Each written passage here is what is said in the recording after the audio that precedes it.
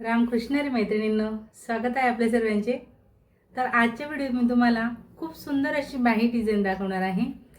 बाही डिझाईन म्हणजेच ही बाही डिझाईन मी तुम्हाला दाखवेल। तर नेटचा वापर करत आपण एवढी सुंदर बाही कशा पद्धतीने करू शकतो, किती तुम्हाला नेटचं कापड लागणार आहे आणि कशा पद्धतीने तुम्हाला ही बाही कटिंग आणि स्टिचिंग करता येणार आहे, याची सविस्तर माहिती मी तुम्हाला आजच्या ह्या व्हिडिओत देणार आहे। तर व्हिडिओला कुठे स्किप नका करू, स्किप न करता पूर्ण शेवटपर्यंत बघा। आणि व्हिडिओ आवडला, थोडा जरी फायदेशीर वाटला तर व्हिडिओला मात्र नक्कीच लाईक करा, शेअर करा, कमेंट करा। चॅनलवर नवीन असणार, पहिल्यांदाच माझे व्हिडिओ बघत असणार तर चॅनलला नक्की सबस्क्राइब करा, सोबत बेल आयकॉन क्लिक करून ऑल वर सेट करा रोजचे असे छान छान व्हिडिओ पाहण्यासाठी। तर आता आपण इथं ब्लाउज पीस, नेटचे कापड आणि अस्तर असं घेतलेलं आहे। तर हे जे काही नेट आहे ते मी बाही डिझाईन तसंच बॅकनेकवर डिझाईन करण्यासाठी बरोबर 70 सेंटीमीटर घेतलेला आहे। फक्त बाहीवर डिझाईन करत असणार तर तुम्हाला अर्धा मीटर नेटमध्ये देखील तुमची बाहीवर डिझाईन होणार आहे। तर इथं बाहीची घडी आपली पूर्ण बसत नाही म्हणून मी 9.5 वर घडी घातलेली आहे आणि उंची प्लस 1 इंच। तुम्हाला जेवढी काही तयार बाही घ्यायची असेल त्यामध्ये 1 इंच प्लस करा आणि अशा पद्धतीने काटकोन तयार करायचा। 4 इंचावर उतार दिलेला आहे।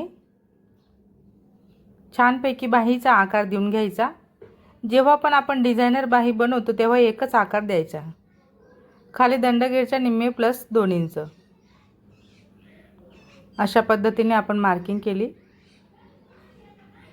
आता आपण इथं कटिंग करणार आणि जसं की तुम्ही बघू शकता एका बाजूला जोड येणार आहे, म्हणजे बाह्यांना आपल्याला अस्तरला जॉईंट देण्याची गरज पडणार। तर तो जॉईंट आपण अस्तरचाच कट करणार, कारण अस्तरची बाहीलाच आपल्याला जोड देण्याची गरज आहे। अजून जर थोडं जास्तीचं माप मोठं असेल तर मग आपल्याला मेन कापडला देखील जॉईंट देण्याची गरज पडते। तसं मी तुम्हाला भरपूर व्हिडिओमध्ये जॉईंट कसा द्यायचा हे दाखवलेलं आहे। आता संपूर्ण ब्लाउजची कटिंग झाल्यानंतर एवढा कापड शिल्लक आहे तिथं आपण आपली बाहीची व्यवस्थित अशी घडी बसवणार, बघू शकता अशा पद्धतीने। आता आपण थोडं एक्स्ट्राचं पार्ट कट करणार। इथं अस्तरच्या बाहीला मी जॉईंट दिलेला आहे, जो जॉईंटवाला पार्ट होता तो आपला देऊन झालेला आहे। आता आपण डिझाईन बघणार। तर काठाचा जो वर्क आहे तो 4 इंचाचा आहे। आपली खाली मार्जिन जाईल म्हणून आपण 4.5 वर पॉईंट लावला। मी आधी काठ चेक करून घेतला, 4.5 वर पॉईंट लावत आता आपण वरच्या दिशेला आले। इथं वरती आपण 3.5 वर पॉईंट लावलेला आहे। 3.5च्या पॉईंट आपल्याला असा बरोबर व्ही शेपमध्ये करायचा आहे, क्रॉस। जसा आकार दिला तसाच आपण इथं कटिंग करणार। बघा अशा पद्धतीने आपलं बाहीचं पॅटर्न आपण इथं कट केलेला आहे। आणि लक्ष असू द्या की मी बाहीला आकार दिलेला नाही, मुंड्याचा आकार एकच शेप आपला आहे। नंतर आपण जेव्हा बाही अटॅच करायला घेतो तेव्हाच आपल्याला आकार इथं द्यायचा असतो। खालच्या बाजूला टिप टाकल्यानंतर आता आपण हा जो काही व्ही शेप आपला आपण कट केलेला आहे पॅटर्नचा त्यावर टिप टाकणार। हवं तर तुम्ही इथं कॅनव्हेसचा वापर करू शकता, ठीक आहे। वरच्या आकाराला तुम्ही कॅनव्हेस लंब फिनिशिंगमध्ये पलटवून घेऊ शकता।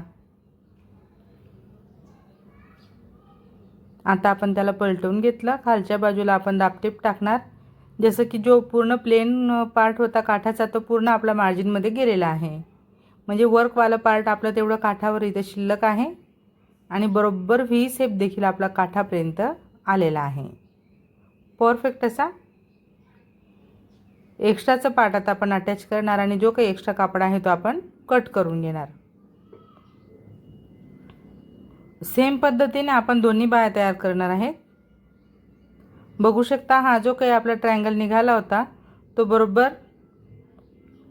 किती येतोय आपला 7 इंच, म्हणजे 7 इंचाचा आपला गॅप तिथं पडलेला आहे। तर आपण 7 मध्ये 1 इंच प्लस करत 8 इंच घेणार।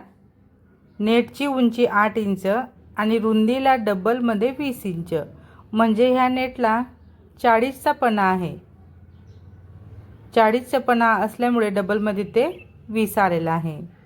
तर एकाच बाहीसाठी तुम्हाला बरोबर 40 इंच लांबीचा कापड लागणार आहे। उंचीला 8 आणि लांबीला 40 इंच। बघा 2 कापड आपले इथं कट झाले, एक मी बाजूला करणार आणि एकाच याच्यावरती मी तुम्हाला बाहीची डिझाईन दाखवते। याची घडी घालत आपण सेंटरला कट लावून घेतले। सेंटरला कट लावल्यानंतर आपल्याला बरोबर 1 ते पाऊण इंचाची प्लेट घ्यायची आहे। एक सारख्या प्लेट घ्यायच्या, 1 इंच किंवा पाऊण इंचाची आपण अशी रुंदीला प्लेट येऊ देणार। बरोबर संपूर्ण सेंटरपासून आपण ह्या बाजूचा जो काही कापड आहे नेटचा, त्याच्या प्लेट्स आपण अशा घेतलेल्या आहेत। इथं टिप टाकून घ्या, नाहीतर मग पिन देखील तुम्ही लावू शकता। सेम पद्धतीने दुसऱ्या बाजूने देखील आपण प्लेट्स घेणार। एकदम नवीन आणि युनिक अशा पद्धतीची बाही मी तुम्हाला आज इथं दाखवते। खूप आकर्षक दिसते, जसं की तुम्ही बघितलं मी माझे स्वतःचेच हे ब्लाऊज बनवलेलं आहे। तर आता आपले हे प्लेट्स झाले टाकून, वरती देखील आपल्याला प्लेट मॅच करायच्या आहेत। एकावर एक अशा ठेवायच्या, मी पिना लावून घेतल्या आणि नंतर हवं तर तुम्ही इथे इस्त्री फिरवू शकता, इस्त्री करून घ्यायची। त्यानंतर आपण पिना काढून घेतल्या। एका बाजूला पिन लावत आता आपण दुसऱ्या बाजूला व्यवस्थित असे प्लेट पसरवणार। त्यासाठी बघा टेपच्या मदतीने आपण मोजून चेक करणार। आपल्याला 5 इंचापर्यंत प्लेट्स पसरवायचे आहेत। बघू शकता मी प्लेटची दिशा उलट बाजूला करते। आता अपोजिट साईडला आहे। प्लेट नुसती पसरवूनच लांब करत नाही, तर मी ह्या बाजूलाच तिला वळवते। लक्षपूर्वक बघा म्हणजे तुम्हाला कळेल। बरोबर प्लेट आपली एकावर एक पाव इंच अशी येते, बरोबर म्हणजे पाव इंच आपल्या प्लेटमध्ये अंतर येतोय।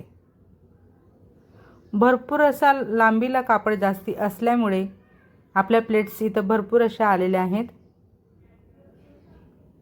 अशा पद्धतीने संपूर्ण प्लेट्स मी उलट बाजूला फोल्ड करत पिनांनी सेट करून घेते।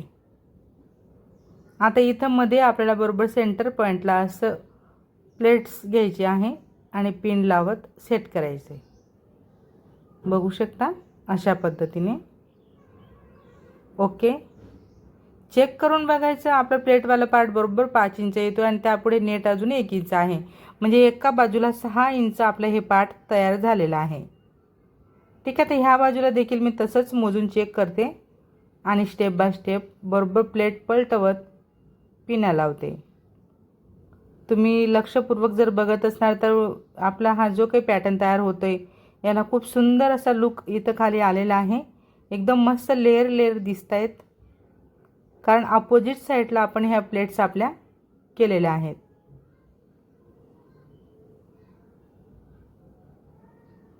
ओके, आता सेंटरला मॅच करायचं। संपूर्ण पिना लावल्यानंतर आपण काय करणार, इथं टिप टाकून घेणार आहेत।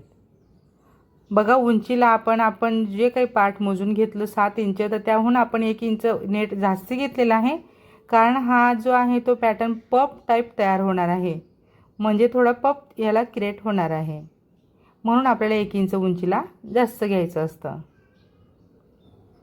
एकदम तुम्ही बघू शकणार आता खूप सुंदर असं आपलं पॅटर्न इथं तयार झालेलं आहे। संपूर्ण पिना काढत मी आता हा जो काही बाहीचा पॅटर्न तयार होता तो बरोबर सेंटरला मॅच केला आणि इथं पिन लावत सेट करतोय। बघू शकता किती तंतोतंत आपलं हे जे काही पॅटर्न आहे ते वरती आलेलं आहे। वास्तविक बघायला आपण फक्त आयत आकारमध्ये नेट कट केलेला आहे। तुम्ही बघितलं असेल, लक्षपूर्वक जर बघितलं असेल तर तुमच्या लक्षात आलं असेल की आपण जे काही नेट कट केलं ते आयत आकारात कट केलं, त्याला आपण कुठलाच बाहीचा शेप दिलेला नाही आहे, तरी देखील आकार परफेक्ट असा वरच्या दिशेला आलेला आहे, कारण आपण त्या प्लेट्स ज्या आहेत त्या पसरवून घेतल्या म्हणून।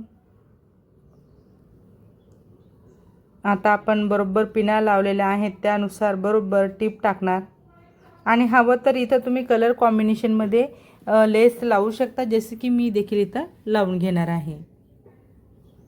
तर माझं जे साडी आहे थोडी अशी पर्पल म्हणजे वाईन कलरची आहे, बैंगनी कलरची, तर मी त्याच कलरची लेस इथं लावणार आहे, कारण त्यामध्ये गोल्डनचं काही कॉम्बिनेशन नाही आहे, म्हणून मी साडीच्या रंगासारखीच लेस इथं निवडलेली आहे। खूप सुंदर लेस आहे। तर ह्या ब्लाऊजचे संपूर्ण कटिंग मी तुम्हाला दाखवणार आहे पुढच्या येणाऱ्या व्हिडिओत, आणि बॅक पार्ट देखील खूप सुंदर असं मी याचं तयार केलेलं आहे। तर ते देखील व्हिडिओ मी तुमच्यासोबत लवकरच पुढच्या येणाऱ्या व्हिडिओमध्ये शेअर करणार आहे। तर मग आता आपलं हे जे पॅटर्न आहे ते असं मस्त सेट करून झालेलं आहे। इथं आपण नेटचे बघा 3.5 बाय 3 किंवा 3 बाय 3, ठीक आहे, 3 बाय 3चे आपण स्क्वेअर कट केले आणि स्क्वेअरचा एक कडचा एका बाजूचा टोक घ्यायचा आणि सुईच्या मदतीने अर्ध्यापर्यंत एकदम असं टाईट गोल फिरवायचं आणि मग अशी पाकळी तयार करायची। बघू शकता ह्या ज्या काही पाकड्या आहेत ह्या नेटच्या कापडच्या, तसंच ऑर्गेन्झा फॅब्रिक असतं त्याच्या आणि सिल्कचा जो कापड असतो त्याच्या, म्हणजे बरेच थोडे किंचित असे प्रकार आहेत कापडचे की त्यामध्ये ह्या फुलाच्या पाकळ्या खूप सुंदर अशा तयार होतात। तर आपण नेटच्या याच्यात तयार करतोय, बघू शकता एकदम मस्त अशी पाकळी तयार झाली।